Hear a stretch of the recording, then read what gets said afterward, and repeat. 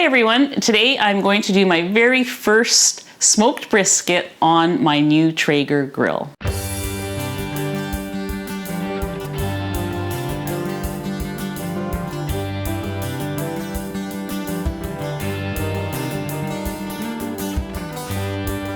I'm Anita from KetogenicWoman.com, where I share keto and carnivore recipes and other cooking ideas that have helped me to lose 145 pounds.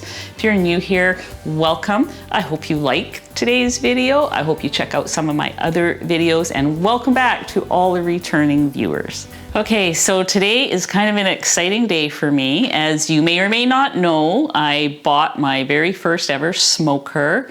It's a baby smoker. It's the Traeger Tailgater. It's good for me because, you know, I'm the only one around here that's passionate about meat, so most of the time it's going to be plenty. I'm going to make a brisket. It's only big enough for one brisket. And so here's my brisket here. I have watched a few videos on how to do this. I want to do it Texas style. Hence, I'm wearing my Terry Black's barbecue apron that I got when I was in Texas. In fact, this whole video is dedicated to my friend Tatiana. We were in Texas for Austin, Texas for 3 or 4 days, all told. And we ate barbecue brisket, smoked barbecue brisket 3 times together while we were there. We just loved it so much. It was such a great place. I think we both left there going, oh yes, we're coming back for the brisket. Tatiana, I don't have to go back for the brisket, although I will, but wait till you see what I make here today. So I had to watch a lot of videos before I felt comfortable doing this, and I will link some of those below. What I discovered is there's probably dozens, if not more, ways to make a Texas brisket. And so I ended up choosing whatever was going to work best, what I thought was going to work best for me and my little baby Traeger. So I'm going to show you kind of what that process is, mistakes and all, but delicious eating at the end, I hope. So first of all, I need to trim some fat off this brisket. I don't have a big enough cutting board. I suppose I could use my new countertop, but I'm kind of afraid of cut marks in it. So I've got my 2 biggest cutting boards side by side. Underneath, I put of each one, I put in on a silicone cookie sheet, you know, to prevent the sliding around. And I am going to top that with a big piece of paper for when I season it.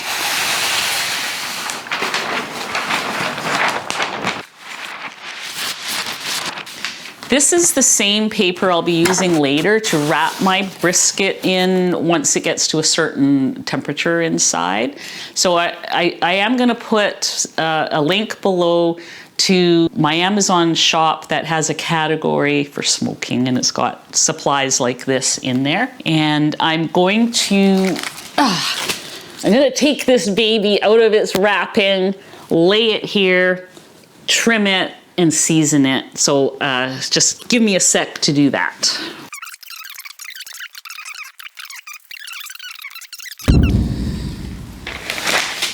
Okay, so here it is. I've released it from the bag, dried it off with some paper towels, and the first job is going to be to trim some fat, probably quite a bit of fat.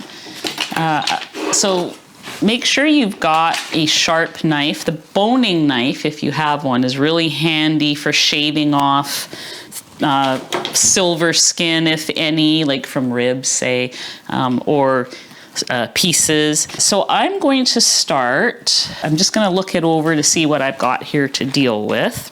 What I learned from watching these other videos is you want to make this aerodynamic. You want to find or take note of the grain. I see it sticking to this paper. Maybe the paper wasn't such a great idea. But here we go. You're going to see a lot of rookie mistakes in here, I'm sure. It is important to know the grain. So as you can see, it's really easy to see it right now. The grain is going this way. So you need to make note of that for later when you are going to slice this. This is the flat, this is the point. On the point, the grain goes a different way and it's not easy to see, but you'll see that when we cut it later. So for cutting, for slicing, you want to kind of slice across the grain. So this is how you'll be slicing.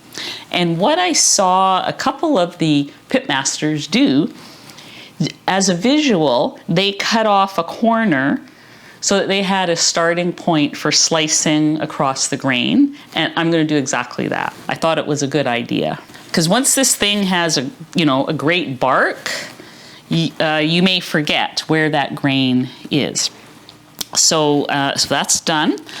The next job is to find the hard fat and take that out. So right here to me, I see some hard fat. I can feel it. I can feel it's hard compared to the other softer fat.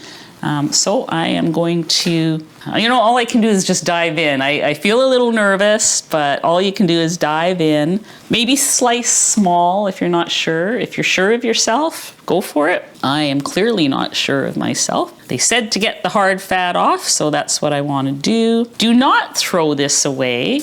All of this is going to make great, the fat makes great tallow. This has a lot of meat on it.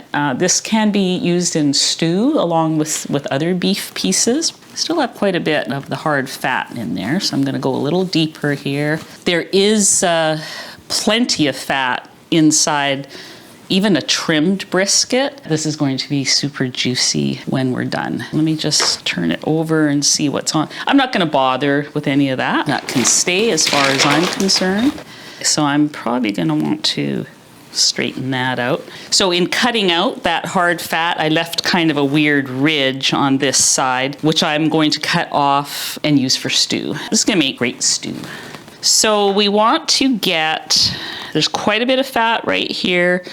You want to have maybe a 1/4 inch to 1/2 inch at the most. Some people even go a little bit less, but I'm good with the fat and with it turning out nice and juicy. So I'm just gonna trim carefully and try to land somewhere between a 1/4 inch and 1/2 inch. Just take your time, there's no rush. Everything about cooking a brisket is low and slow. That looks a little better, but I'm just gonna trying to straighten it out to have that nice clean edge. So now I want to, we have probably 1 inch of fat here, so I want to work on that. Fat is flying. There's gonna be some good tallow coming out of this. You can see it takes a little bit of space. You wanna have, create some space for yourself to work around this large piece of meat. I've got most off of what I want. I'm just cleaning it up. Just trying to make it look uniform. I want to have nice smooth edges. Okay, there's my cutting corner. Okay. So you can see there's quite a bit of trimmings from this, which I'll be saving. So let's talk about the seasoning now. I'm gonna flip it over. I don't really know if I've trimmed enough off.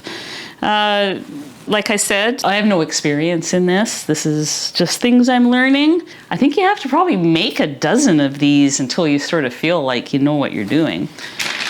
So let's talk about the seasoning. So the seasoning, people have their favorite seasonings for smoking. And, feel free to make your own, or if you have a purchased one.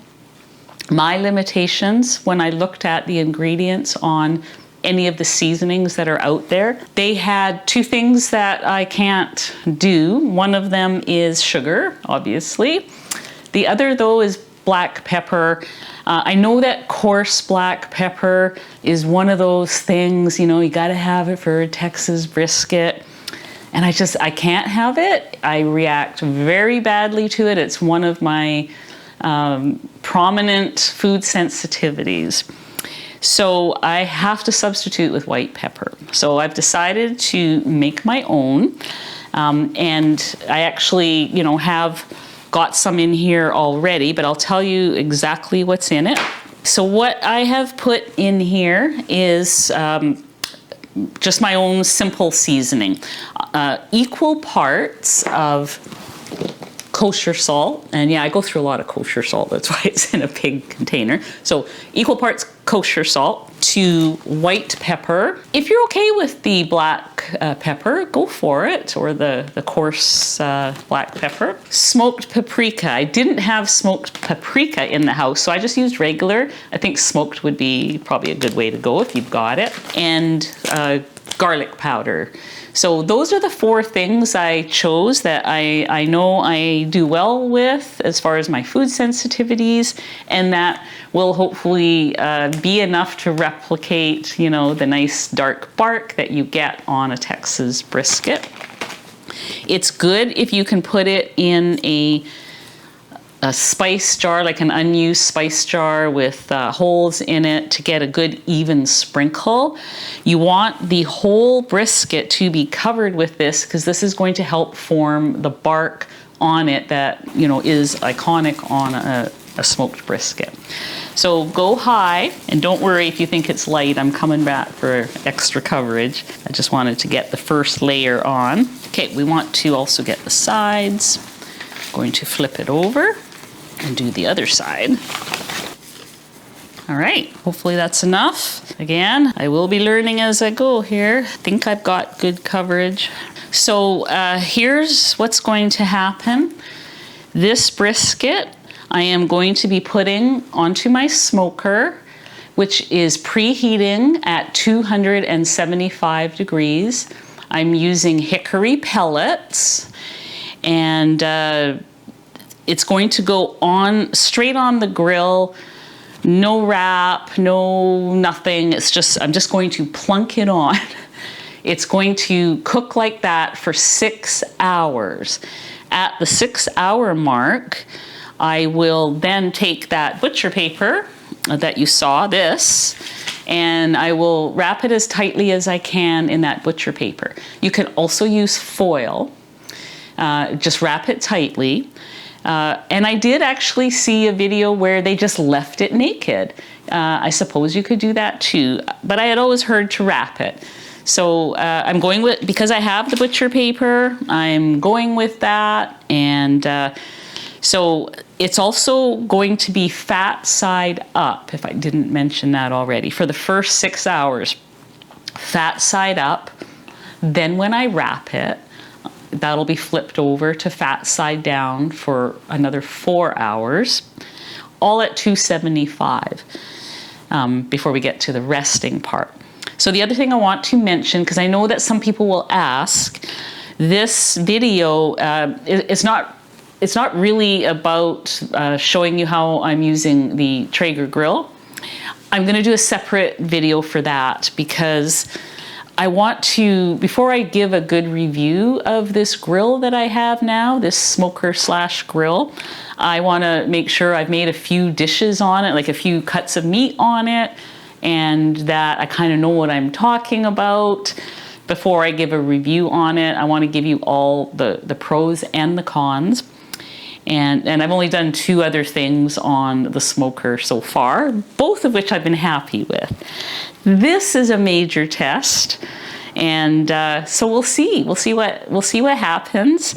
And I'm going to carry this out to the outside, plunk it on, and we'll see you guys at the 6-hour mark.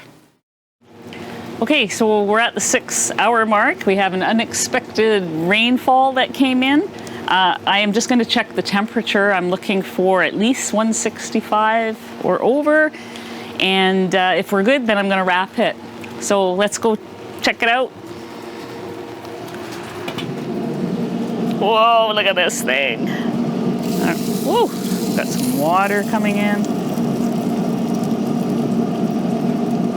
Okay, we're good. We're in the 170s, 176. So, whoop, I'm gonna lay out my paper here.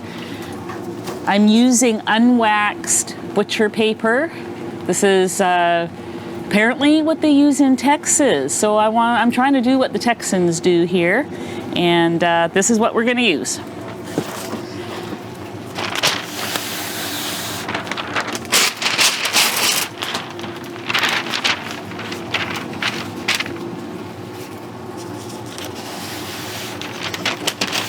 I don't know if I need to go double layer or not, but I don't know. I'm just gonna, actually I think I'm gonna go this way. Unexpected water.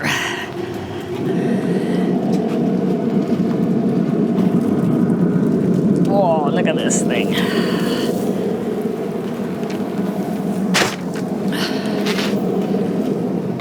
Okay, so you can tell this is my first time. I honestly do not know what I'm doing, but I'm gonna wrap this brisket up. Hopefully I have enough paper. I need to get better gloves for next time. All right, I'm gonna get one more piece of paper out. Because this is a fail. Did I mention it was my first time? All right, maybe if I use my bare hands, it'll be better, and then I'll lift it with the gloves. Okay. So this actually turned out okay because we started the brisket with fat side up, and now the next 4 hours is going to be fat side down, which is what I learned from watching a few videos. I'm gonna link some of the videos I watched below. I just would feel better if I put one more piece on.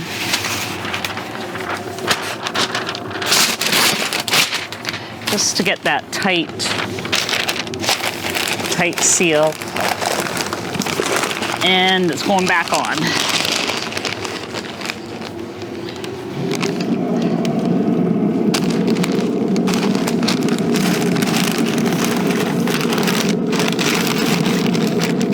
Okay, well, let's hope I got it tight enough. And we'll be back here in 4 hours to check the temperature, and then hopefully it'll be done by then, and it'll need to rest for an hour. I'm gonna get the cooler out of the studio here so that I have a place to rest the brisket, because it'll keep it all inside. Okay, see you in the next segment. Okay, it's been just over 4 hours. I'm gonna take the temperature of this brisket that's wrapped in here. Should be around 205 from what I understand. So let's do it.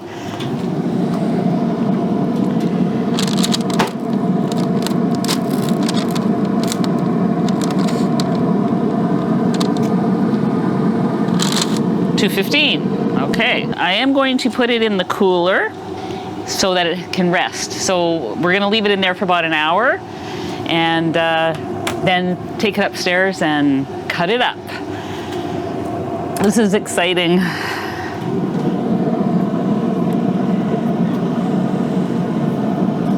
I guess I can turn this off now.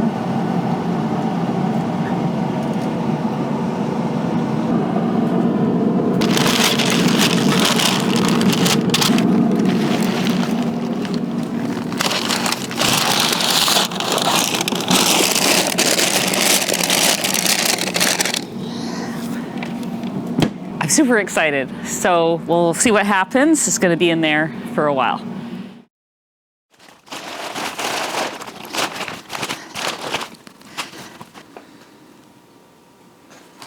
Okay, this is it, the moment of truth.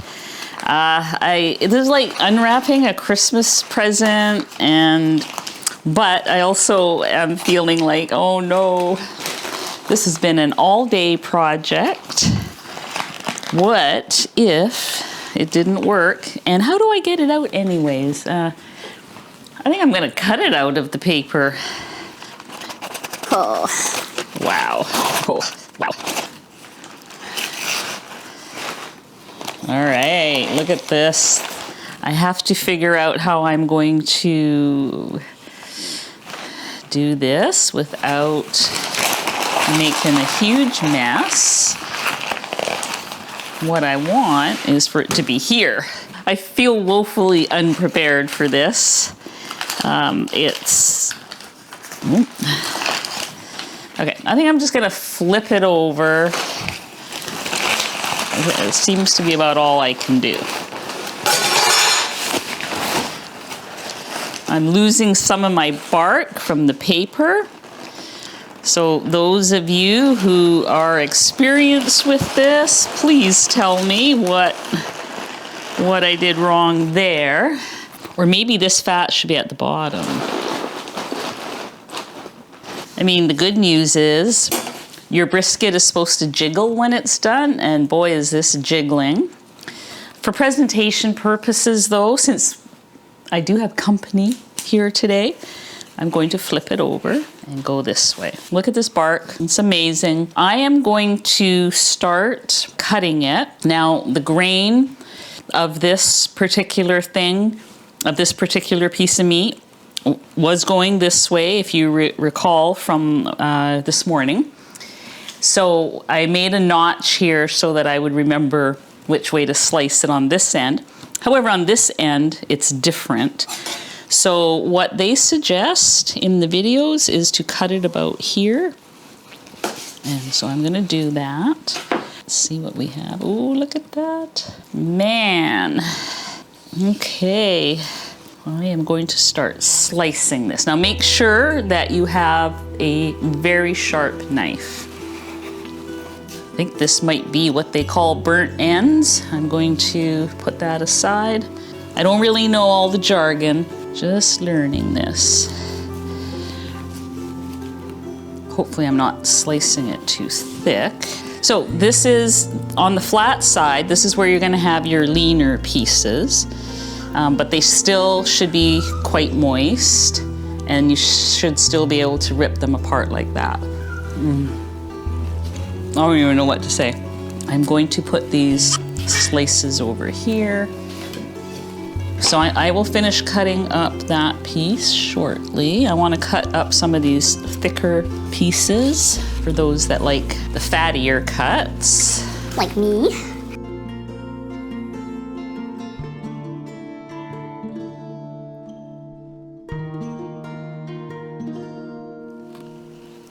Oh yeah, I already know which part of this brisket I'm in love with.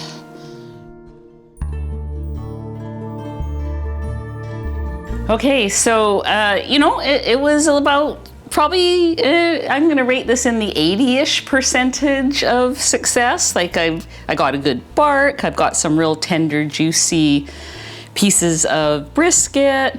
I don't know why the bark was coming off on the paper, you know, could have been a heat thing. I'm in that little tiny tailgater.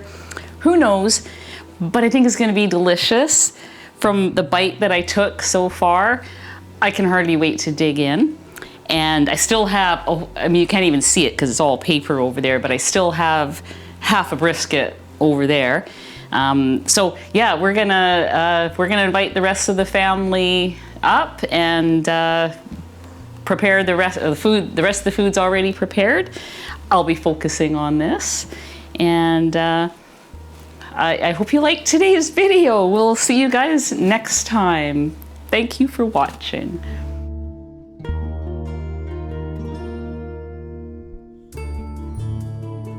Smoked paprika. I didn't have smoked paprika in the house, so I just used regular